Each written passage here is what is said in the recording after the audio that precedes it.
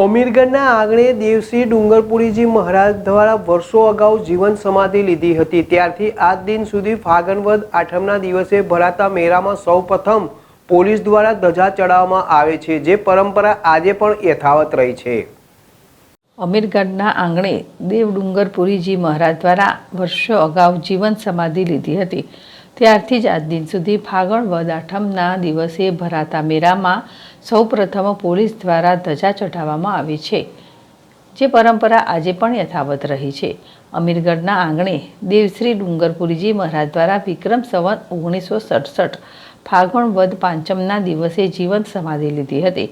ત્યારે પાંચમના દિવસે ગુરુ ભક્તો દ્વારા ધજા ચઢાવવામાં આવે છે, તો બીજી બાજુ અમીરગઢ પોલીસ દ્વારા આઠમના દિવસે ભરાતા મેળામાં ધજા ચઢાવવામાં આવે છે। આજે પોલીસ જવાનો દ્વારા ડીજેના તાલે નાચ ગાન સાથે ધજા ચઢાવવામાં આવી હતી। શુક્રણા વાસિયા, જેડેશ ટીવી, બનાસકાંઠા। અમીરગઢ ટાઉનમાં એક પવિત્ર ભૂમિ આવેલી છે। ત્યાં ડુંગરપુરી મહારાજ આજથી 100 વર્ષ પહેલા અહીં તપસ્યા કરેલ અને અહીંથી જીવત સમાધિ લીધી હતી।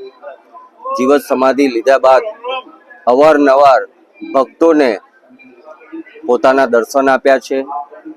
અમીરગઢમાં દર વર્ષે પાંચમથી આઠમ મોટી સંખ્યામાં અહીંયા દર્શને ભક્તો આવે છે અને આઠમે નેજા ચડાવવાની પ્રથા છે, જેમાં પોલીસ તરફથી પણ અમીરગઢ પોલીસ સ્ટાફ પોતાનો પોલીસનો નેજો લઈ અને અહીંયા મંદિરે ચડાવતા હોય છે।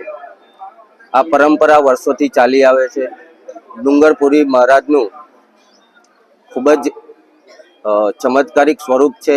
અહીંયા કોઈ પણ મનોકામના અને કોઈ પણ તકલીફ હોય તો દર્શન માત્રથી પણ દૂર થઈ જાય છે।